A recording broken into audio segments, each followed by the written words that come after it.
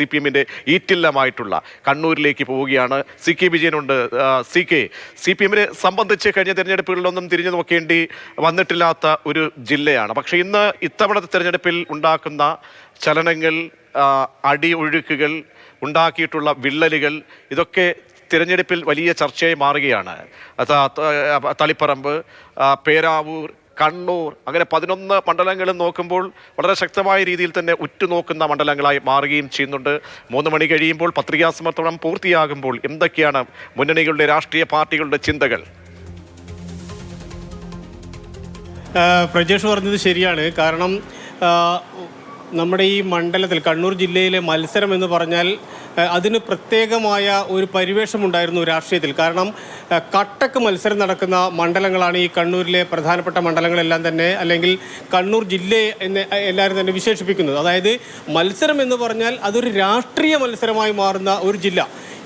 ഏത് മണ്ഡലത്തിൽ നോക്കിയാലും അത്ര ശക്തമായ രാഷ്ട്രീയ വിഷയങ്ങൾ ചർച്ച ചെയ്യുന്ന ജില്ല. പക്ഷേ ഇക്കുറി നമുക്ക് അങ്ങനെ പറയാൻ പറ്റില്ല. കാരണം ഇക്കുറി കുറേ കൂടി സങ്കീർണമായ വിഷയങ്ങളും അതോടൊപ്പം തന്നെ രാഷ്ട്രീയമായ ചേരിതിരിവുകളും സ്വതന്ത്ര സ്ഥാനാർത്ഥികളും അവർക്ക് മുന്നണികളുടെ പിന്തുണയും എല്ലാം ചേർന്ന് വളരെ രസകരമായ ഒരു മത്സരമായിരിക്കും ഇത്തവണ കണ്ണൂരിലുണ്ടാവുക. ഒരു രാഷ്ട്രീയമായ വീറും വാശിക്കും അപ്പുറത്ത് ചില ഇക്വേഷൻസ് കൂടി ഈ തെരഞ്ഞെടുപ്പിലുണ്ടാകും. അതിൻ്റെ ഏറ്റവും പ്രധാനപ്പെട്ട ഉദാഹരണം ഒന്ന് പയ്യന്നൂരിലായിരിക്കും. പയ്യന്നൂരിൽ CPM-ന്റെ ജില്ലാ കമ്മിറ്റിയിൽ നിന്ന് പുറത്തുപോയി മത്സരിക്കുന്ന V കുഞ്ഞികൃഷ്ണനും TI മധുസൂദനും തമ്മിലുള്ള മത്സരമാണ്.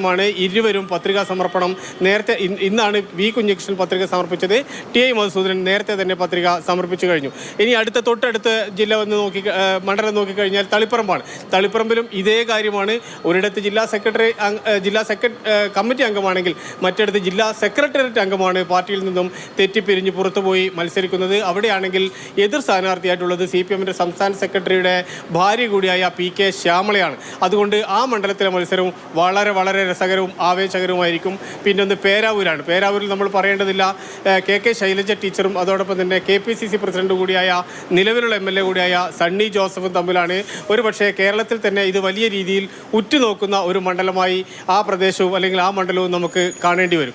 ഇങ്ങനെ നോക്കിക്കഴിഞ്ഞാൽ ഓരോ സ്ഥലത്തും, കാസർഗോഡ് എടുക്കുകയാണെങ്കിൽ അതിശക്തമായ ത്രികോണ മത്സരമാണ്. K സുരേന്ദ്രൻ്റെ വരവോടുകൂടി K സുരേന്ദ്രനും AK അഷ്റഫും അതോടൊപ്പം തന്നെ ദയാനന്ദയും തമ്മിലുള്ള മത്സരം ആ മണ്ഡലത്തെയും ശക്തിപ്പെടുത്തും. പക്ഷേ എനിക്ക് തോന്നുന്നു പ്രജേഷ്, മറ്റൊരു കാര്യം കൂടിയുണ്ട്. ഇത്തവണ നോമിനേഷൻ കൊടുക്കുന്നതിന് വേണ്ടി ഒരു സാവകാശം കിട്ടിയിട്ടില്ല. അതിനിടയിൽ ഒരു അവധി വരുന്നു, ഒരു ഞായറാഴ്ച വരുന്നു, എല്ലാം കൂടി തിരക്ക് പിടിച്ച നോമിനേഷൻ നടന്നത്. ഒരുപക്ഷെ ഏതെങ്കിലും രീതിയിലുള്ള പ്രശ്നങ്ങൾ കൊണ്ട് തള്ളിപ്പോകാനുള്ള സാധ്യത ഉണ്ടാകുമെന്നാണ് എനിക്ക് തോന്നുന്നത്. കാരണം കഴിഞ്ഞ തവണ തലശ്ശേരിയിൽ ഒരു പ്രധാനപ്പെട്ട മുന്നണിയുടെ സ്ഥാനാർത്ഥിക്ക് ഒപ്പിടാൻ കഴിഞ്ഞില്ല എന്ന് പറഞ്ഞ് തള്ളിപ്പോയൊരു ചരിത്രം നമ്മൾക്ക് മുന്നിലുണ്ട്. അതുകൊണ്ട് ധൃതി പിടിച്ചും ഓടിച്ചാടിയും ഒക്കെയാണ് പല സ്ഥാനാർത്ഥികളും നാമനിർദ്ദേശ പത്രിക സമർപ്പിച്ചിട്ടുള്ളത്. പല സ്ഥലത്തും ഡമ്മികളൊക്കെ കൊടുത്തിട്ടുണ്ട്. എങ്കിൽ കൂടിയും എന്താകും എന്ന് ഒരുപക്ഷെ നാളത്തെ സ്ക്രൂട്ടിനിക്ക് മനസ്സിലാകും. അത് ഒരു പ്രധാനപ്പെട്ട രാഷ്ട്രീയ നടപടിയും അതോടൊപ്പം തന്നെ ഒരു ഔപചാരിക നടപടിയുമായി മാറും. അതുകൊണ്ട് വീറും വാശിയും ഇനി ഈ സ്ഥാനാർത്ഥിത്വത്തെ തള്ളിപ്പിക്കുന്നതിന് വേണ്ടി ഉണ്ടാകും,